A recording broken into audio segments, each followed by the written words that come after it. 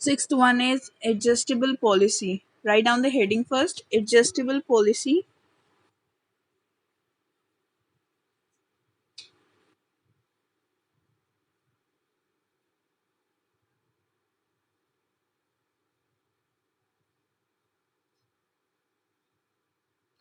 Now, according to this policy, adjustable policy, the amount of premium is adjusted according to the market price of the stock whichever is secured under the fire insurance. ठीक है, तो fire insurance के अंदर जो भी चीज़ अपनी secure करा रहे हैं, तो ये कवरेज अमाउंट जो है इंश्योरेंस पॉलिसी का, ये क्या होता रहता है, फ्लक्चुएट होता रहता है अकॉर्डिंग टू द वैल्यू. ठीक है, और क्या करेंगे इसमें, amount of premium is calculated on the existing value of the stock initially and later adjusted depending upon the change in the value of the stock which is regular provided by the insured.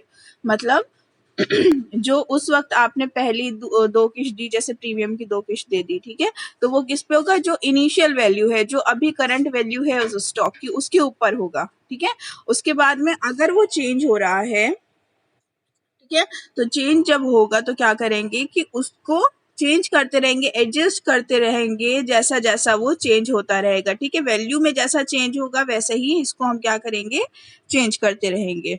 इसी का नाम है adjustable policy.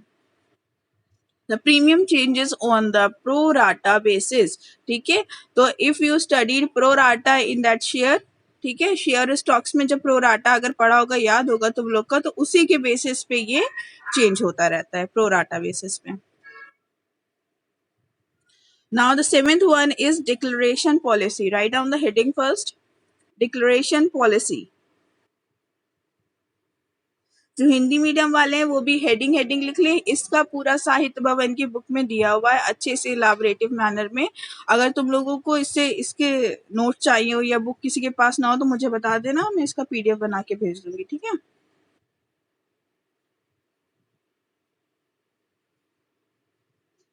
Now the declaration policy. अब ये declaration policy क्या होता है,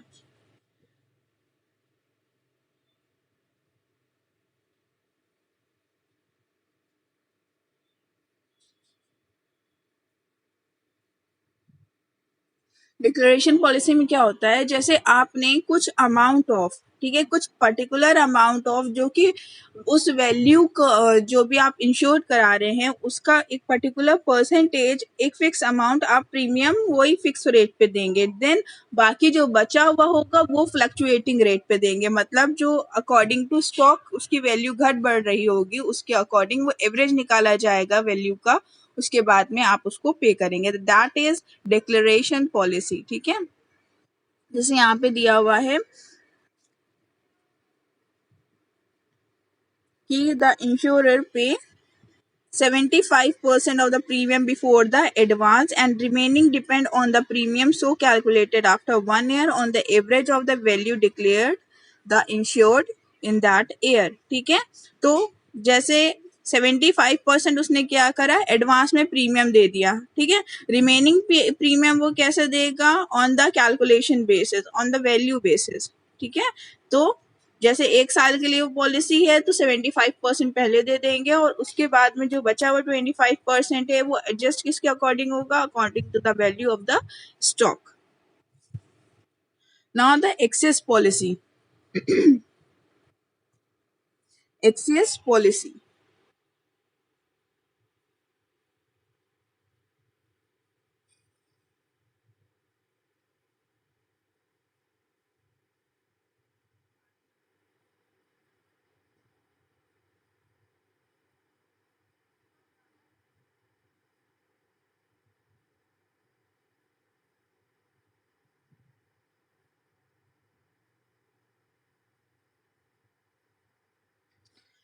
excess policy ज्यादातर लोग आजकल लेते नहीं है क्योंकि इसमें क्या होता है कि 2 पॉलिसीज रहती हैं इसके साथ. ठीक है, इस सिनारियो में लेना थोड़ा इसके लिए मुश्किल है. इसमें तो पहला तो आपका ये फायर इंश्योरेंस के लिए रहता है, ठीक है, और दूसरा किस लिए रहता है कि minimum stock value.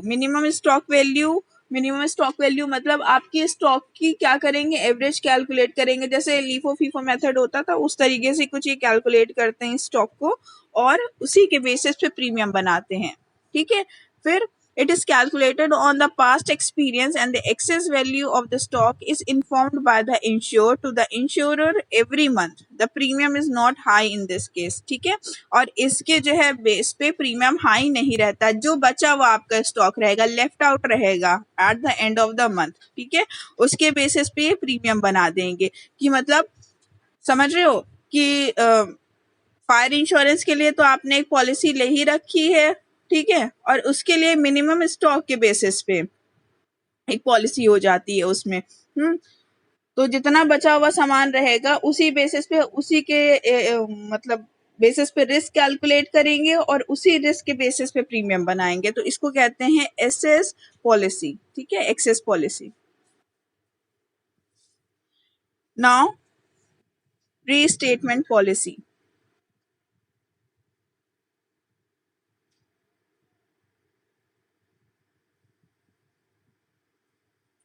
Restatement policy बिल्कुल वैसे ही है जैसे पहले बताया था कि जो भी सामान डैमेज हुआ है उसको अपनी दोबारा उसी पोजीशन में रिकंस्ट्रक्ट कर देना, ठीक है, instead of giving money.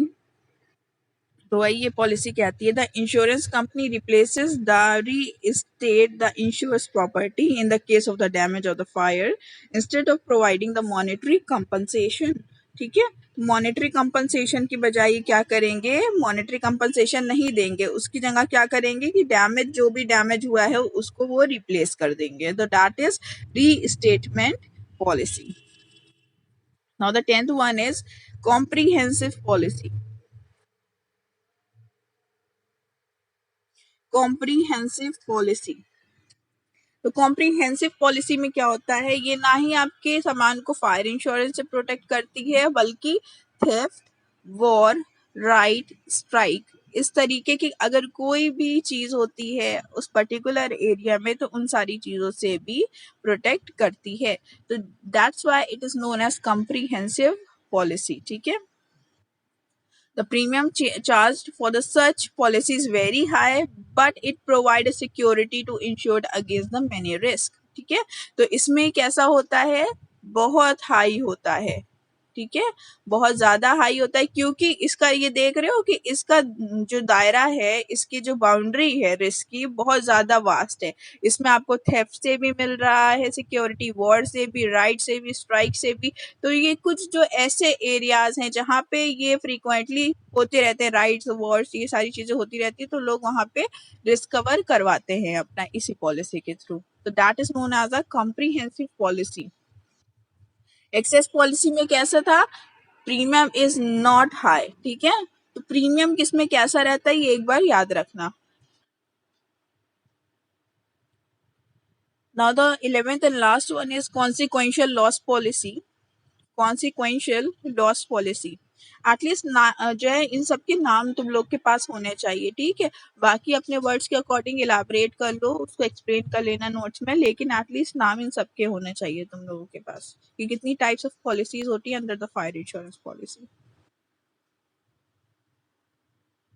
In case MCQs आते हैं तो इसी में का एक स्टेटमेंट उठा के लिख देंगे। ठीक है, जैसे रीस्टेटमेंट पॉलिसी का आया, तो इंश्योरेंस कंपनी रिप्लेसेस और restate the insured property in the case of a damage of a fire instead of providing monetary compensation. ठीक है, और इसमें ऑप्शन दे देंगे A B C D, excess policy, declaration policy, adjustable policy. तो तुम लोग को क्या करना होगा, रीस्टेटमेंट पॉलिसी तो रीस्टेटमेंट पॉलिसी पे टिक लगाना होगा।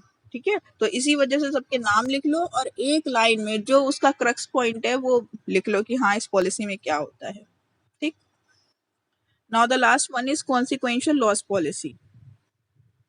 It cover the consequential loss as well as loss by fire. ठीक है, तो छोटे मोटे जो कॉन्सिक्वेंशियल लॉस होते हैं आपके स्टॉक के साथ और जो फायर इंश्योरेंस से लॉस हुआ, वो दोनों चीज यहाँ पे कवर होती है। ठीक है, कॉम्प्रिहेंसिव स्कोप है इसका। लॉस किस किस तरीके से यहाँ पे हो सकता है, देखो दोनों को मिक्स ना कम करना, कॉम्प्रिहेंसिव और कॉन्सिक्वेंशियल को मिक्स मत करना।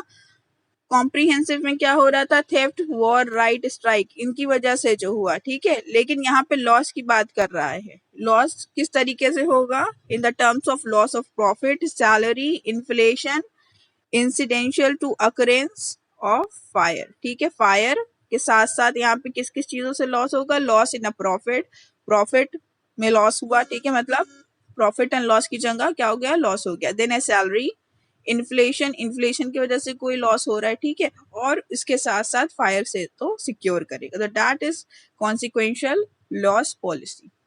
ऑलराइट।